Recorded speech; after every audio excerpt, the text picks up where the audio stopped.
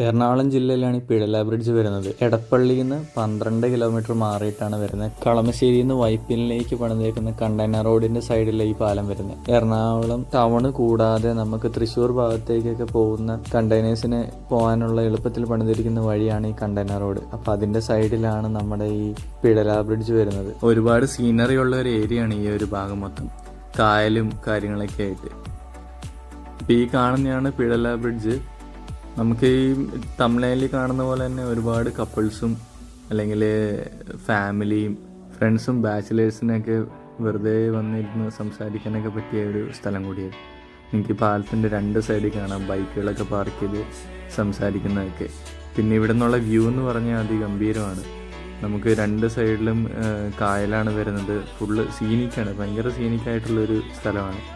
ബൈക്കുകളുടെ സൈഡിൽ കപ്പിൾസൊക്കെ ഇരിക്കുന്നത് നമുക്ക് കാണാൻ പറ്റും. ഇവിടെ കൂടുതലും കപ്പിൾസാണ്, അതുകൊണ്ടാണ് ഞാൻ ഈ തമിഴ്നാട്ടിൽ ഇങ്ങനെ തന്നെ ഇടുന്നത്. ഞങ്ങൾ പോയത് സൺസെറ്റിൻ്റെ ടൈമാണ്, അപ്പം നല്ല രീതിയിലുള്ള വിഷ്വൽസും കാര്യങ്ങളൊക്കെ നമുക്ക് കിട്ടി. രണ്ട് സൈഡിലും കായൽ മാത്രമല്ല, ഇങ്ങനെ ഈ ചെറിയ തുരുത്തുകൾ പോലെ കുറേ ഏരിയാസ് ഉണ്ട്. അതിനിടയിൽ നമ്മുടെ ചീനവല, പിന്നെ ഒരു ചെറിയ വീടുകൾ. അപ്പോൾ അങ്ങനെ വരുമ്പോൾ നല്ല ഒരു രസമാണ്. ശരിക്കും ഫോട്ടോജനിക്കും വീഡിയോ ഷൂട്ടും ഒക്കെ ചെയ്യാൻ പറ്റിയൊരു സ്ഥലം തന്നെയത്. ഇതിൻ്റെ അപ്പുറത്താണ് കടമക്കുടി വരുന്നത്. അപ്പോൾ കടമക്കുടീൻ്റെ ഭാഗം തന്നെയാണ് ഈ ഒരു പാലം. കടമക്കുടിയിലേക്ക് കണക്ഷൻ ചെയ്തേക്കുന്ന ഒരു പാലം കൂടിയാണിത്. ഈ ഒരു ഭാഗത്തൊക്കെ ആയിട്ട് ഒരുപാട് സിനിമകളൊക്കെ ഷൂട്ട് ചെയ്തിട്ടുണ്ട്. അപ്പോൾ അത്രയും ഗംഭീര സ്ഥലം തന്നെ ഇവിടെ.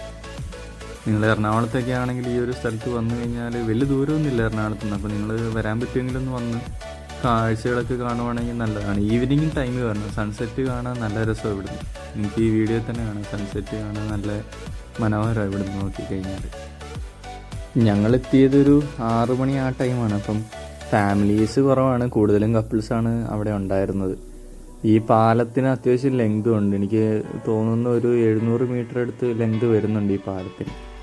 അപ്പോൾ ഈ പാലം നേരെ പോയി കണക്ട് ചെയ്യുന്നു. ഈ പാലം കൊണ്ട് ഇവിടം കൊണ്ട് തീർന്നു. അത് കഴിഞ്ഞ് പിന്നെ അങ്ങോട്ട് വരുന്നത് മൊത്തം ഗട്ടർ വഴിയാണ് വരുന്നത്. അപ്പോൾ ഇങ്ങോട്ട് പിഴല എന്ന് പറഞ്ഞിട്ട് ബസ്സുണ്ട്, എറണാകുളത്ത് നിന്ന് പിഴലയിലേക്ക് ബസ്സുണ്ട്. അപ്പോൾ ഈ ബസ്സിൻ്റെ ലാസ്റ്റ് പോയിന്റ് എന്ന് പറയുന്നത് ഈ പാലം തന്നെയാണ്. ഈ പാലം കിടന്ന് അക്കരെ എത്തിക്കഴിഞ്ഞാൽ അവിടെ നമുക്ക് കുറച്ച് കോഫി ഷോപ്പും കാര്യങ്ങളൊക്കെ ഉണ്ട്.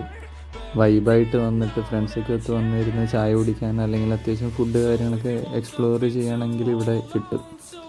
ഇപ്പം പ്രീമിയം രീതിയിലുള്ള ഫുഡ് വേണമെന്നുണ്ടെങ്കിലുണ്ട്, അല്ലെങ്കിൽ സാധാരണ നോർമൽ രീതിയിൽ ഫുഡ് കഴിക്കണമെന്നുണ്ടെങ്കിൽ ആ രീതിക്കുള്ള ഷോപ്പുകളും ഇവിടെയുണ്ട്.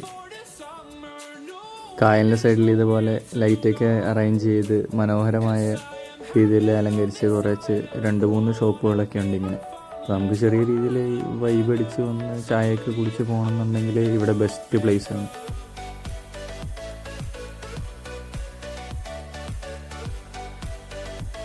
പാലം മാത്രമല്ല കാഴ്ച, പാലത്തിൻ്റെ അടിയിൽ കൂടെ കുറച്ച് അപ്പുറത്തേക്ക് പോവുകയാണെങ്കിൽ നമുക്ക് അവിടെയും കുറച്ച് കാഴ്ചകളുണ്ട്.